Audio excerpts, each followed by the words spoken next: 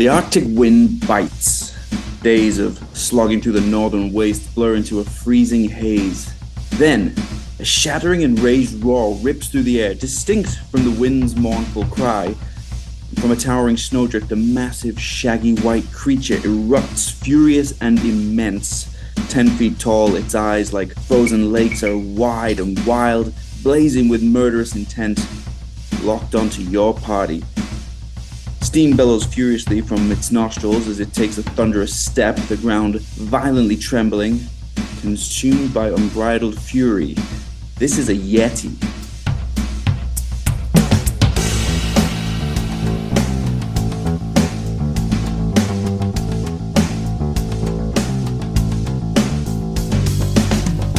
Welcome to another Monster Mastery episode of the It's a Mimic podcast, where you never know what you're going to get.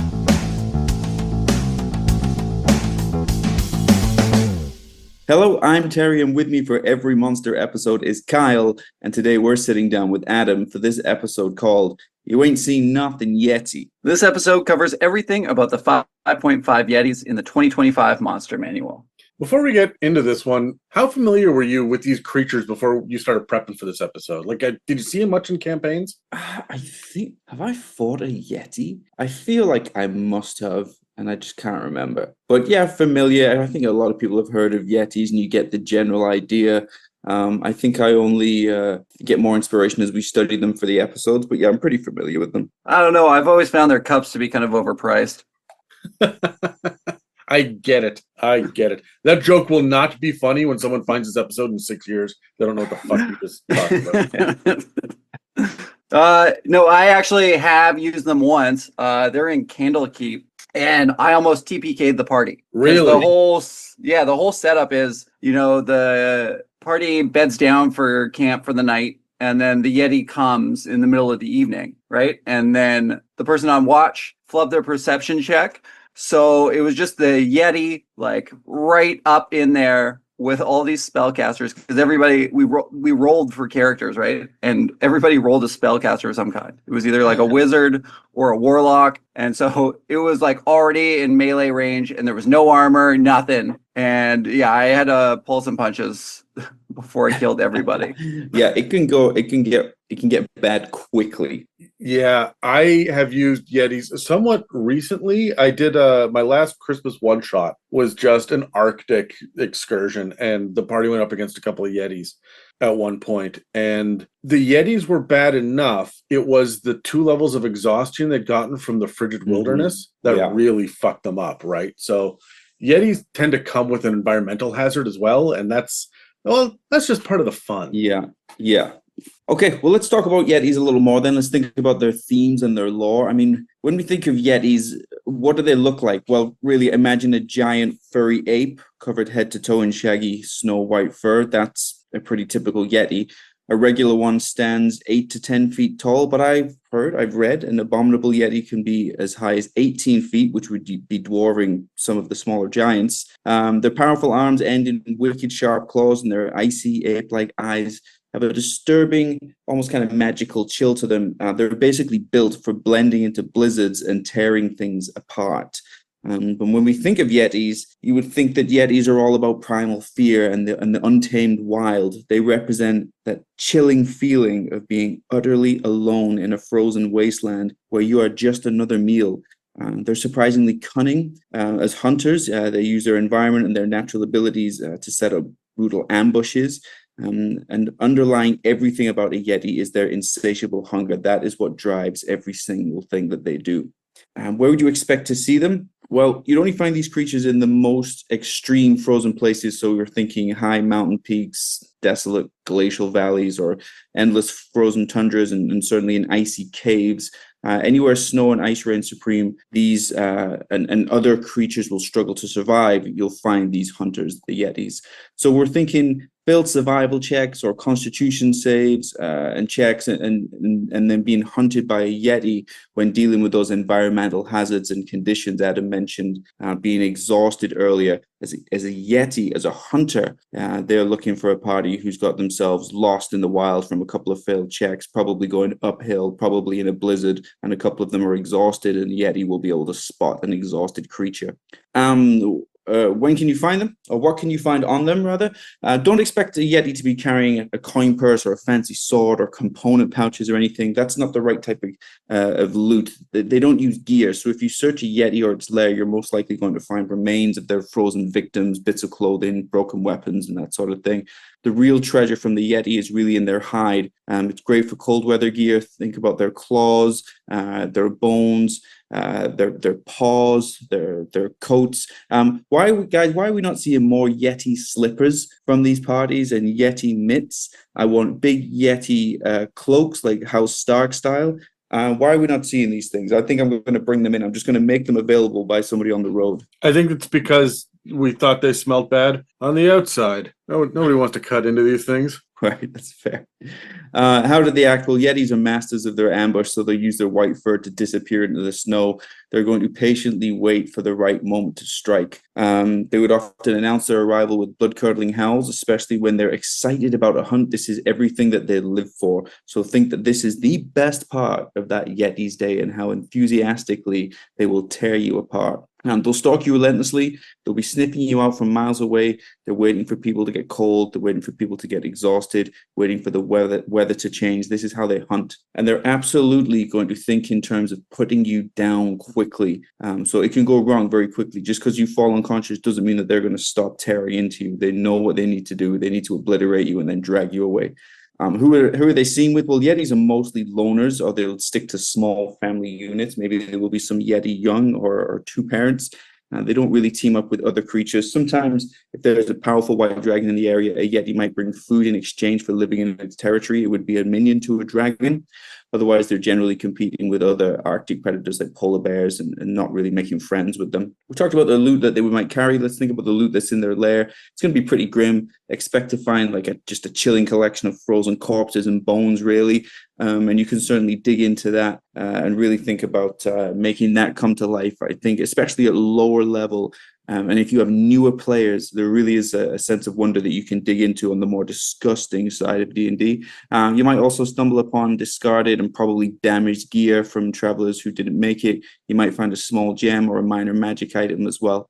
But I would say there's an opportunity here to really bring the game to life by making the players dig through that nest and what that means for them. I like to throw in diseases into my game. I like things that are unexpected. And then I also like the players to remember in what condition they are. If you smell like you've been digging through corpses, you're going to smell like you've been digging through corpses until you get clean again. So think about where you're going next. And guys, that's really Yetis. That's their themes and that's their lore. Any thoughts on that? I mean, it's pretty straightforward. I think that anybody that's been paying attention to any sort of like cryptids, they're going to know what a Yeti is. We've seen them, everything from like the monster in Empire Strikes Back at the beginning, all the way through to the abominable snowman from the old like Rudolph claymation, not cartoon, but the stop motion.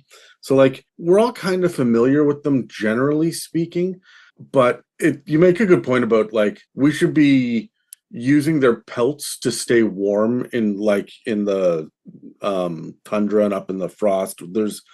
They're hunters, but like the big thing to point out here is that they're smart, right? Mm-hmm. They have their own language too, and they are smarter than some giants, right? They're certainly smarter than trolls and ogres, so they are going to have strategy. They're loners because they're angry hermits, not because they're dumb beasts.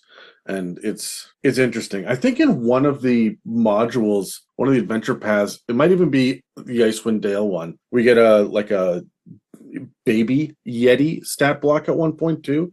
So like they do have some like family stuff to them, but not much. They don't deal with tribes or family, like large families or anything. So there's not a whole lot of lore on this. Terry, you did a great job of pulling up every corner you could find on the lore for these, hey?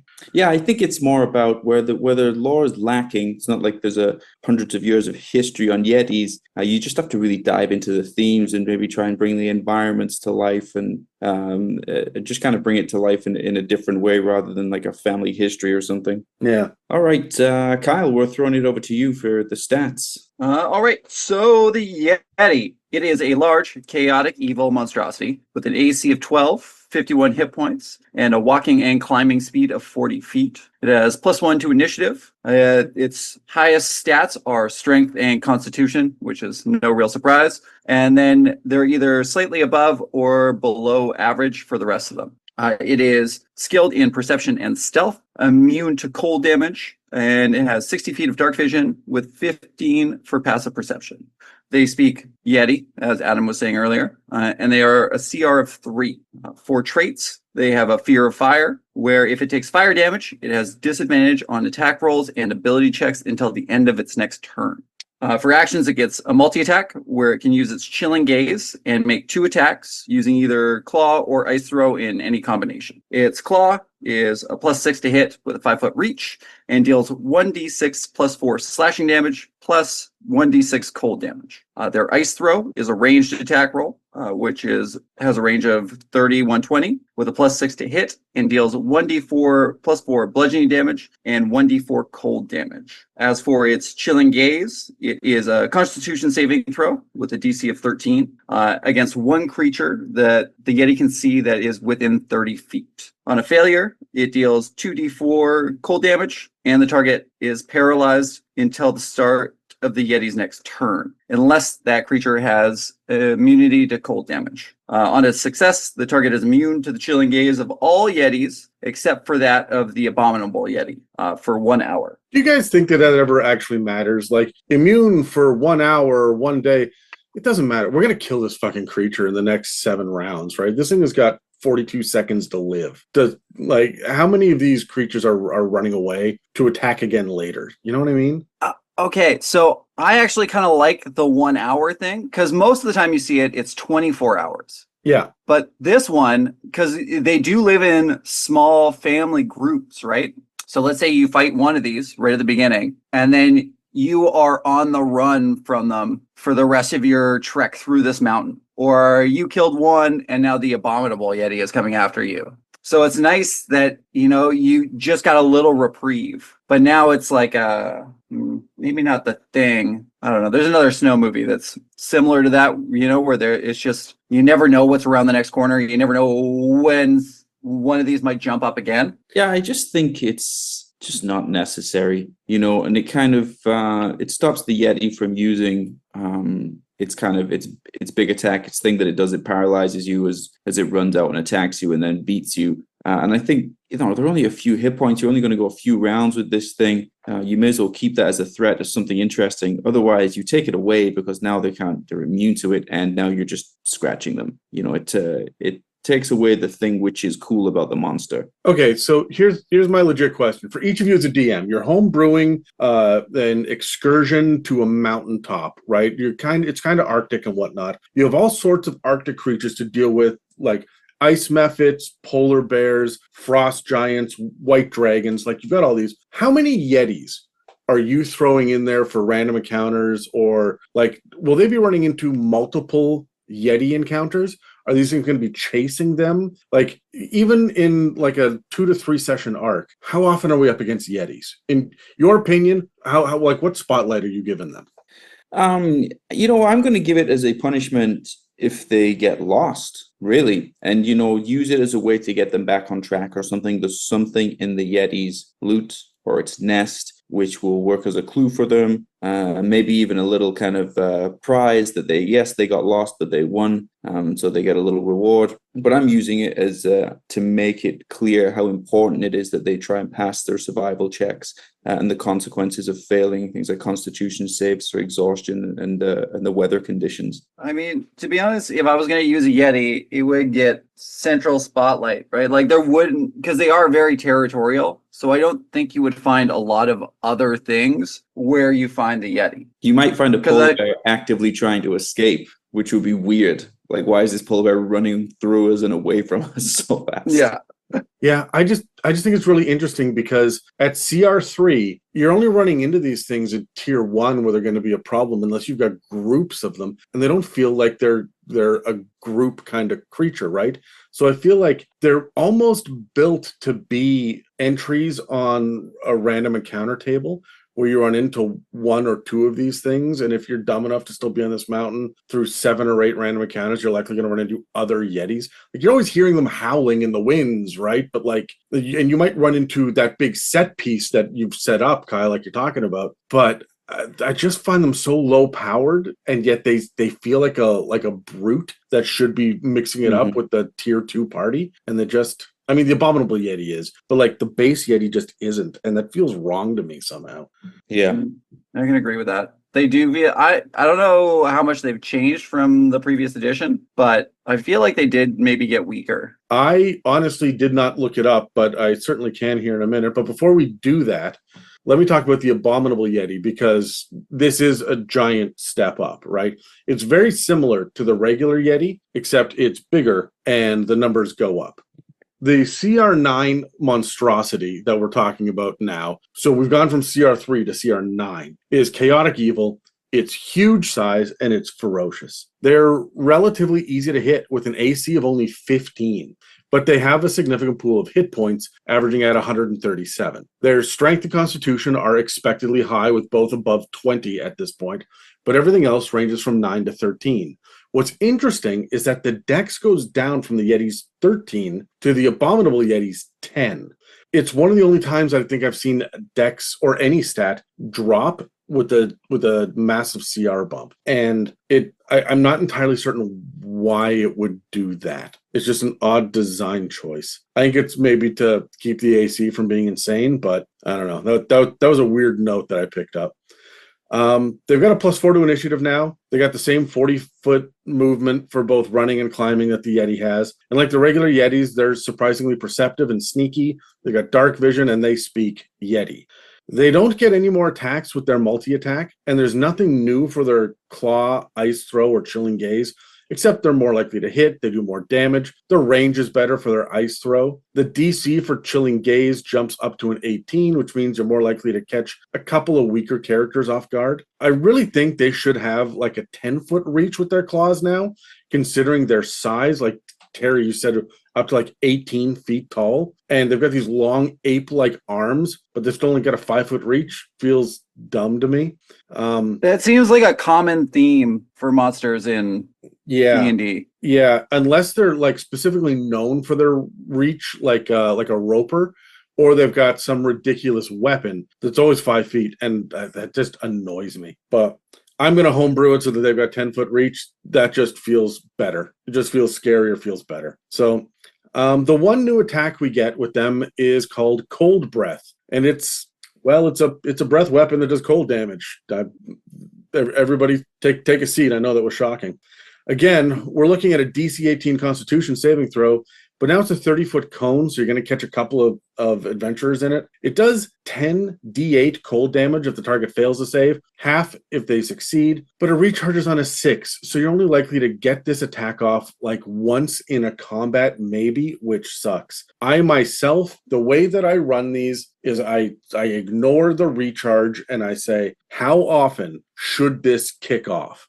My players are going to burn through an encounter like this. My level 9 party, I'm going to get maybe 4 rounds of combat because they're going to be scared of this huge creature coming out of the ice. So I'm going to do its big cold breath attack in round 1, use chilling gaze as part of the multi-attack in rounds 2 and 3, and then the cold breath again if I'm still alive in round 4, so that at least we can see it a couple of times and make the Yeti feel like more than just claws and honestly a chilling gaze that they're probably going to just pass. It'll fuck up your wizard, but your barbarian, who's going to be just front and center with them, is going to just beat that Constitution save every fucking time, right? So yeah, that's what we have for the Abominable Yeti stats. It's cool, it's neat, I like it, but it's not as powerful as I want it to be. And I feel like with Monstrosities, I see that a lot. Yeah, it's going to be, to make it more interesting, you're going to have to think about the environment and everything the stat block is helping you do. You know, I'm thinking weather's going to be terrible, like, you know, chilling, like ice winds, probably going to put like it within some sort of valley or a passageway or something where there's vertical walls or cliff stick for the Yeti to use for range, and then does the breath weapon for above, and then chill engage from a distance, ranged weapons. You're probably going to put it at night and try and wait until there's people that are exhausted. You've really got to have to use the other pillars really to pick this combat up. Yeah. I think you're relying on your environment a lot. Yeah, you got to use that climb speed somehow. Give it a good reason to need it. Yeah, and the hunter, as a hunter, you're only going to get into a combat when the Yeti thinks it has the advantage. It's hunting you, so it's going to have high ground. It's going to be using its climb speed. It's going to have a plan. So yeah, an ambush would be good. I just looked it up, Kyle. Sorry, I just looked it up to see if it did get weaker, and it didn't. It's pretty much the same, except the skills, perception and stealth, for both the Yeti and the Abominable Yeti go up, and that's really it. Those are the big changes. For the Yeti, the Chilling Gaze does 3d6, so that's on the original one, which is slightly better than the 2d4. Oh, does 2d4? Wow, that sucks. Yeah, on the new one, yeah. And then it also has the keen sense of smell and snow camouflage, giving it advantage on dexterity checks, which, I don't know, it gives it a lot more flavor, right? There's a lot more, I don't know. All that keen senses, the keen smell, the keen sight, and all that, gone under the 2024 rule set. The 2025 Monster Manual doesn't have any of that shit anymore. Yeah.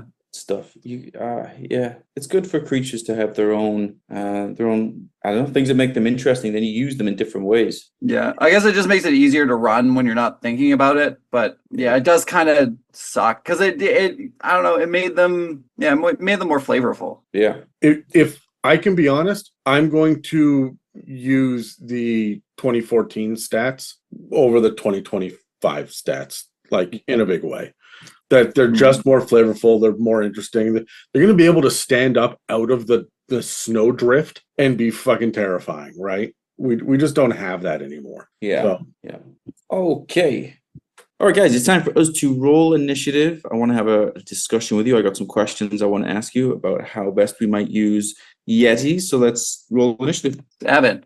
I got a nat 20. Oh, I got an 18. I'm going second with an 18. Adam goes first with a nat 20. And Kyle got, I don't know, something shit. 7? 7, I think he said. Wow. It's always a pleasure to talk to you, Terry. I'm not putting you down, Kyle. The dice are just not in your favor, so I chose not to remember it. You're still included. It's okay. I wanted to go last, so I won't embarrass you with my much better ideas. Okay. Adam, you need a question. Okay, we were talking about how Yetis seem very simple at the start. And I'm thinking, how can we creatively bring them into the game? Do we have a plot hook to use for this monster? I do. And the plot hook is very, very simple. I'm going to give the players a scroll of the spell Tongues. And now we can communicate with the Yeti. And the Yeti is going to be hostile at first, but the players know they can't kill them. They need to team up with the Yetis and find out what the Yeti wants. Why is the Yeti terrorizing the small village up here in the Arctic? Why is the Yeti outside of its regular territory and hunting down specifically dwarves? Like, what's the thing that happened? And we're going to cast Tongues so that we can communicate back and forth and become very temporary allies of this Yeti for plot reasons. If they're smart and they can speak, I want to talk to them. That's pretty good because they're smart. They're pretty smart. They are not smart people, smart, but they're smart. Yeah, they like intelligence is based on what memory and education more than anything else, right? And if you can speak languages. So the Abominable Yeti is a 9, the regular Yeti is an 8. They're as smart as your average 9th grader, right? They're gonna have wants. So they're probably as easy to enrage as your average 9th grader, right? but like they're not dumb by any means. They're gonna be able to hold a conversation. They just don't, because you are food most of the time. Yeah, that's pretty in-depth. Mine really is not that in-depth. I was just thinking about a way to introduce them in which, you don't just randomly come across one and there it is. That always feels like D&D encounters in the wild are just the monster is walking by. It's never in the middle of a hunt. It's never in a combat with another creature, or is it in the middle of its meal? Was there something in its nest that you had to retrieve, but so did your enemy, and now you're both stuck in there at the same time? And so what do? Do you work with them to get out? And so sometimes I'll try and, particularly with the more bestial-like creatures and creatures that are out in the wild, I'll try and think of interesting ways that they would be there or should be there. Maybe somebody's hunting it. So mine is certainly on a smaller scale, but I would just kind of advise to try and find interesting reasons why a more wild creature like a Yeti has exposed itself. It's probably hunting you. And so, again, I wouldn't have a specific plot hook more than I would just use this as a a consequence for characters failing their constitution saves and survival checks and everything that made it that much harder to face it, to make it that much more awful a time for a Yeti to show up is when they would show up. I kind of like the idea of you're finding Yetis where they're not supposed to be, right? Like they're outside their normal habitat. Why are they outside their normal habitat, right? They're getting chased to low land regions. So what is so terrible that it is able to chase a Yeti out of its hideout, right? Like I'm thinking in the same way that, mountain lion doesn't really attack people unless it's starving and it has a really good reason. So like, why are they attacking a village, or why are they picking off people on lowland routes? Yeah, they're smart enough to be able to have a vendetta, right? Like, what's the reason they're doing this? Okay, let's shift gears a little bit. I want to talk about attitudes towards companions. We talked about how they're mostly solitary creatures, but they may have a small family. And so how does that impact things? If you get into a combat with a family of Yetis, or you disturb a nest where there are young Yetis, do they fight to the death? Do they try and get the kids out of there? Or maybe you're not thinking family. What would be attitudes to any other types of companions? Adam, you're going first. Okay, one of the first questions I have is, do you guys think the Yetis live in caves, or are they just nomadic out in the wild like a polar bear? That's fair. Perhaps nomadic. They have territories, right? Do they roam, or do they go back to a central location each night? Like, I feel like intelligence means that they've got very basic like shelter. You're gonna find the best cave with a boulder blocking the cold air coming into it, right? Like, they're smart enough to protect their shit, right? So when I like the idea of it not being like a nest necessarily, because again, they're like smart-ish creatures.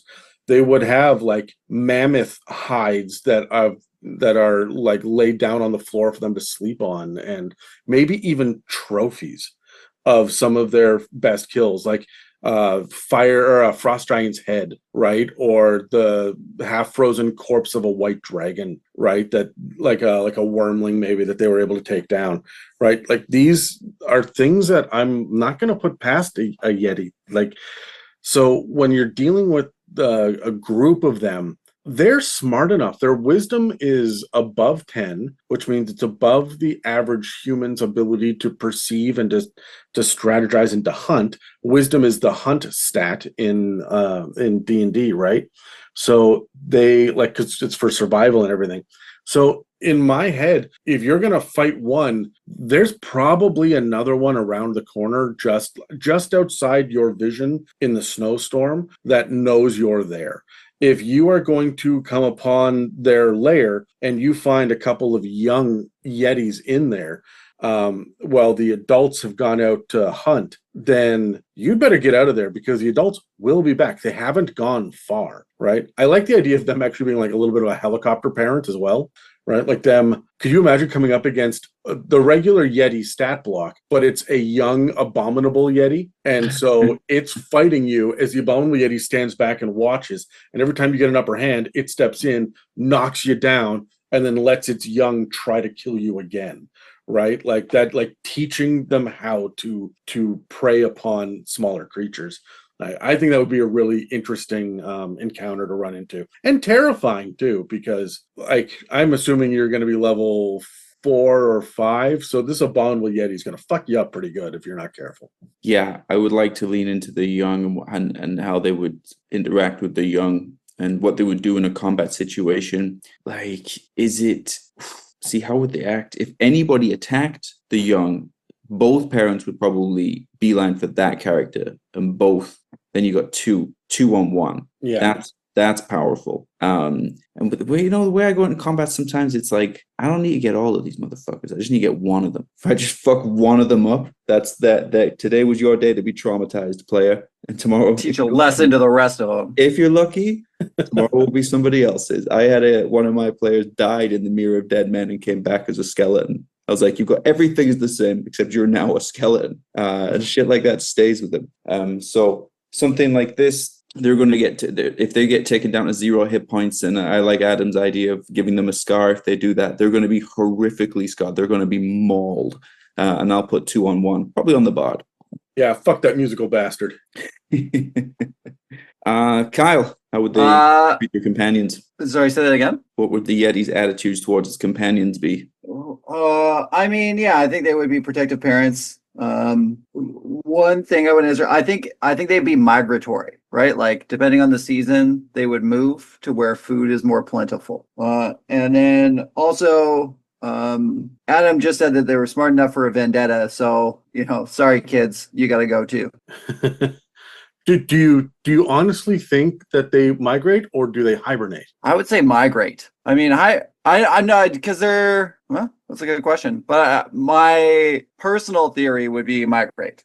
I like that too because it gives you an excuse to have Yetis wandering around in like tundra as opposed to like, I'm sorry, every time I picture a Yeti encounter, it's always in a blizzard, right? Yeah. Like, we should have them. The blizzard is over and there are large snow banks and you're walking beside one of them and it just stands the fuck up, right? Or you are in the tundra and there's glacial water coming down from like the mountains, and you turn the corner and you can see in the glacial river there are 2 Yetis that are hunting, knucklehead trout or whatever, right? Like that's the kind of scenario where you should see Yetis outside of just the wind is howling and so is the monster, right? I kind of picture them as somewhere a cross between like a bear and a Neanderthal. Yeah. Like smart enough to kind of understand what the seasons are and move to where prey is and that, but then also having kind of the habits of a bear. So yeah, you would see them like in a river fishing with their paws. Yeah, I think so. I think that makes a lot of sense. And if you're not careful, you'll find one of them digging through your trash if you put your garbage out too early. Yeah. Okay, we were talking earlier about how loot and treasure and layers may be a difficult thing to come up with a Yeti because the creature itself is so simple. But a Yeti is going to interact with different types of humanoids and creatures along its way, and it may take trophies, as we said, and may end up just stumbling across things. What type of loot do you expect to find with a Yeti, Adam? I think it's going to come down to really 2 basic things. One is the discarded remains of its previous victims, whether it was for food or territory. If it's for food, you're dealing with skeletons and, frozen corpses with chunks taken out of them. If it's territory, they're probably beat to shit, right? Like the knight that it stumbled upon, the helmet is caved in and the chainmail's ripped apart.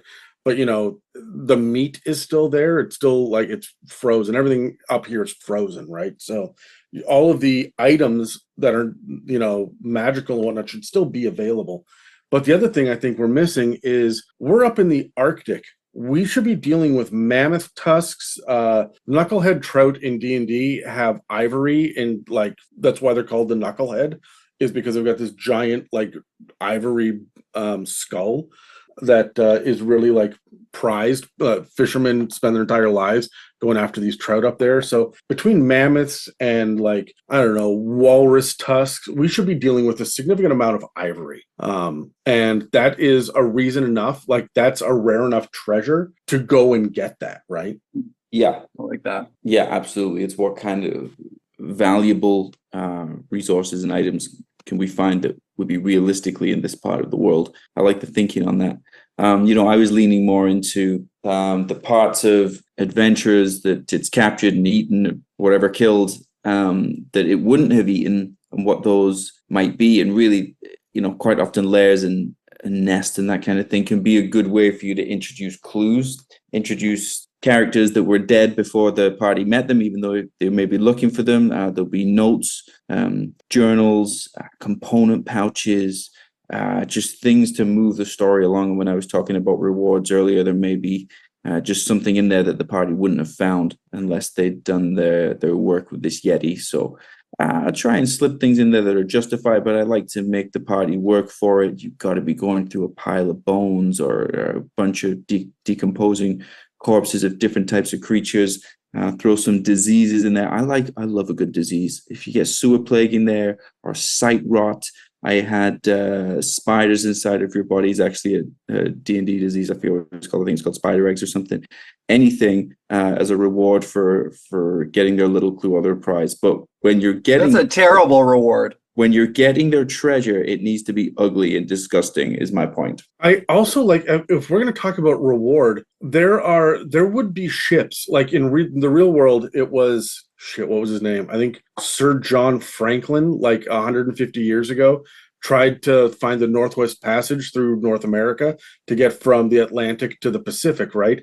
And he had a couple of ships. And the only reason I remember this is because one of them was called the Terror, which is fucking rad. But he had, I want to say 2 or 3 ships that got stuck in the ice and ended up getting abandoned. And all of these sailors had to like leave the ship and go out and trek across the Arctic to try to find some way to survive. And could you imagine Yetis just stalking these sailors that got trapped in the ice, and just like slowly following them, picking them off one by one? And so if you're looking for one of these ships that should have shown up somewhere and it didn't, you could be following the corpses almost like breadcrumbs back to the ship, right? To get whatever the loot is. Oh, you could be, Adam, I know how much you like to attack NPCs.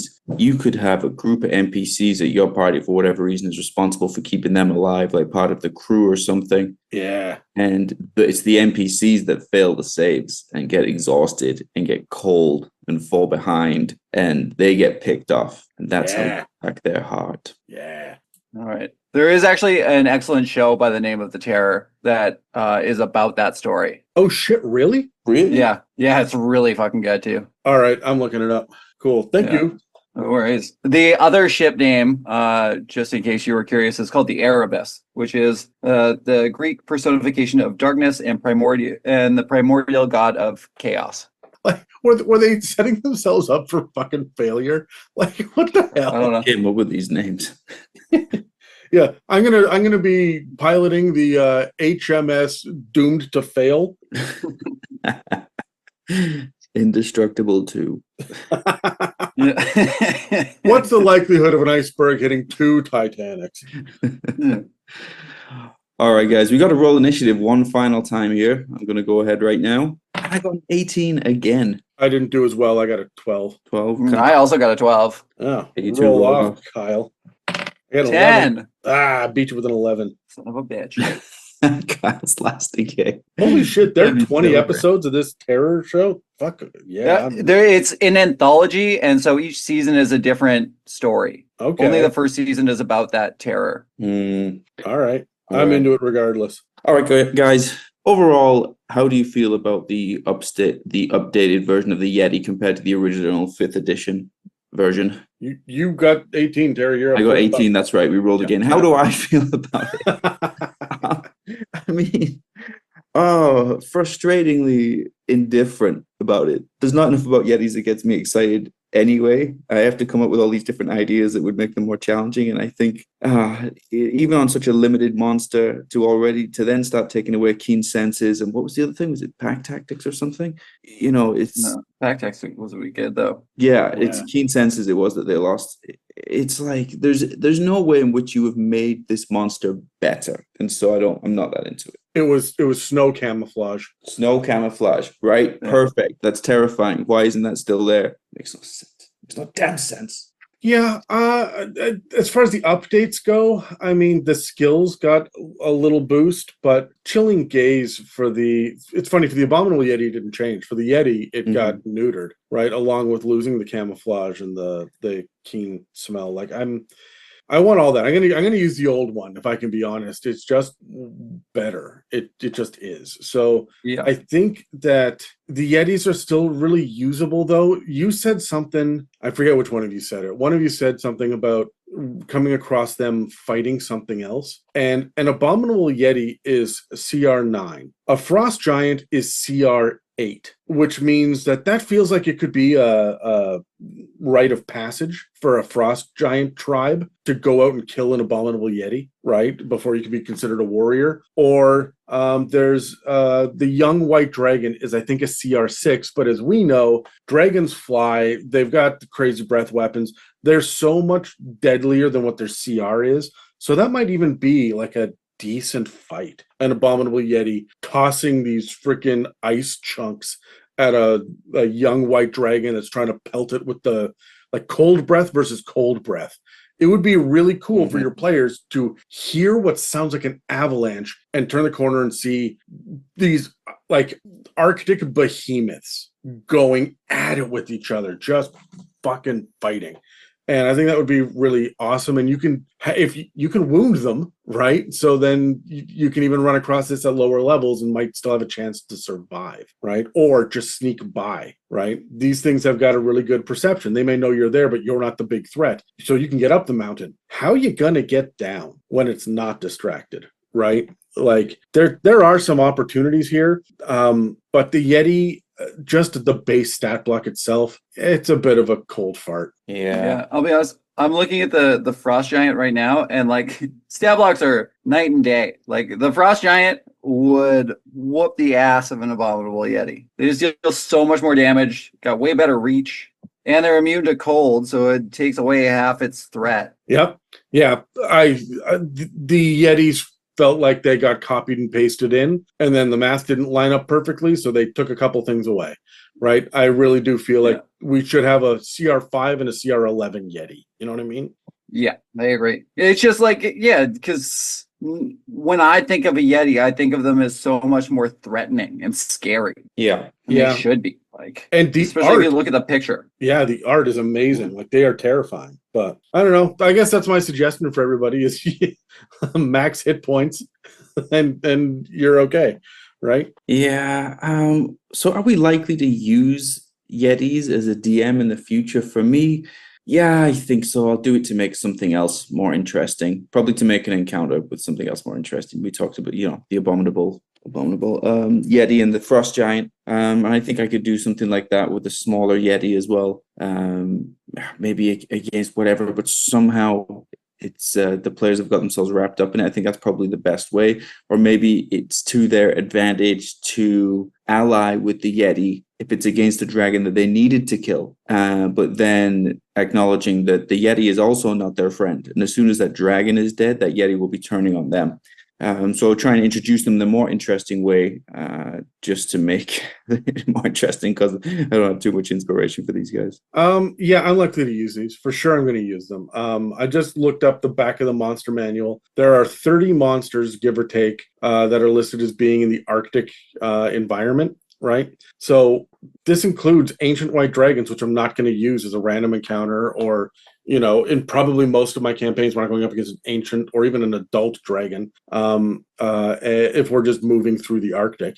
And it includes hawks, owls, bloodhawks, kobold warriors, axe beaks, giant owls. Like none of this is interesting and terrifying, right? Like if we're going to go to the Arctic, I need more than brown bears and saber-toothed tigers and manticores. I need winter wolves. I need werebears. I need mammoths, and I need yetis. So, I mean, you don't have a whole bunch of options for the Arctic like you do for, the coast or grasslands or mountains, right? So yeah, I'm going to lean on Yetis, but I'm going to have to get creative so that we're not seeing the same kind of Yeti encounter over and over again, unless it is just the landscape is covered in Yetis. Good luck getting through quote unquote Yeti Pass, right? Where you got to get through the valley. And so there's just going to be like 15 fucking Yetis that you got to get past. This is stealth and survival now. Good luck, right?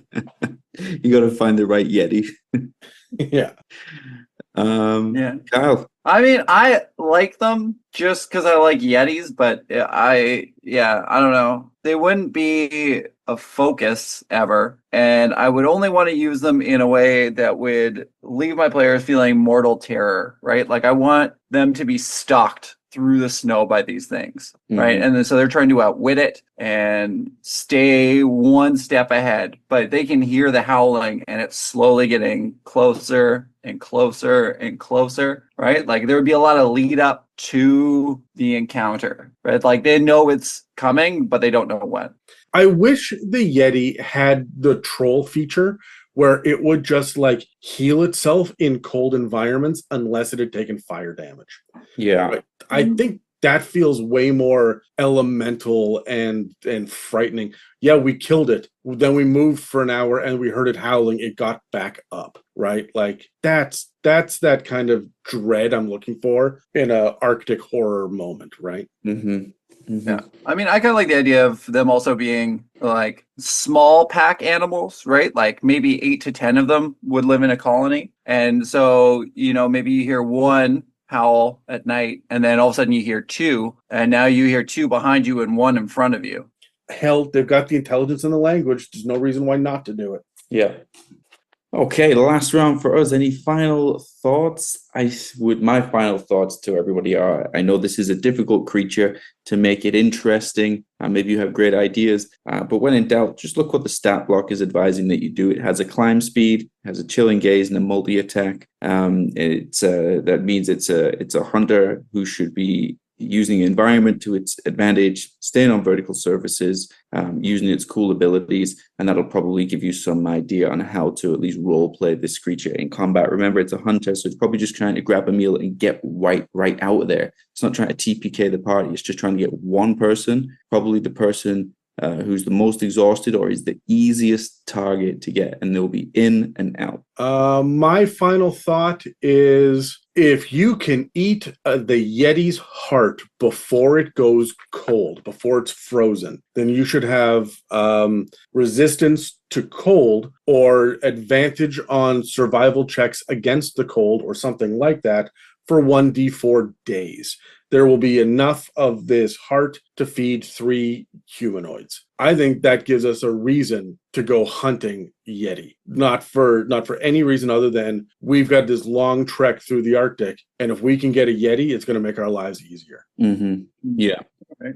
Kyle, final thoughts? Final thoughts. I mean, I have mixed feelings on it altogether, but I think it could be a fun monster. I guess fun is where you make it. And there's a lot of, I don't know. I like the Yeti, but I don't like this Yeti. The D&D Yeti sucks. Yetis are cool. Yeah.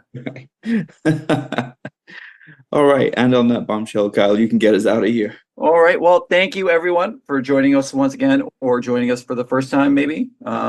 If you liked what you heard, subscribe and join.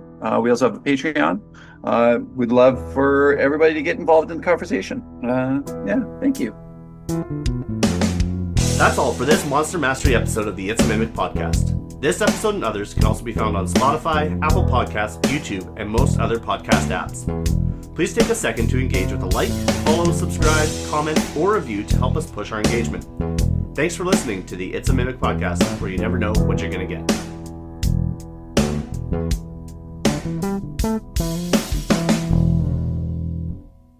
Before we get any further, I just want to say thank you to Nafiz Khan for being our latest Patreon subscriber. This week on the It's a Mimic Patreon, some of the patrons will be able to hear Kyle and I sit down and talk about superstitions. We got inspired by the orcs that we covered last week, and we thought that it was time to sit down and come up with some homebrew rules about superstitions, as well as a few other things. Alright, it's the end of a Monsters episode, so that means it's time to look back into the history of D&D and see what other inspirations might be collecting dust. Today we're heading back into 4th edition to look at Yetis, and the very first thing that you need to understand is that there were 3 Yetis as opposed to our 2. There's the basic one, that CR3, they call it level 3, back in 4th edition, but while we have a CR9 now, theirs are level 4 and level 5, so much weaker. However, now that I've said that, you have to remember that all the monsters in 4th edition were skewed just a little bit deadlier. They had more things they could do, and if you weren't already familiar with them, you were in for a bit of a bad time. In 4th edition, the 3rd level monster, so CR3, was called the Yeti Hunter. That's just to distinguish it from the other Yetis.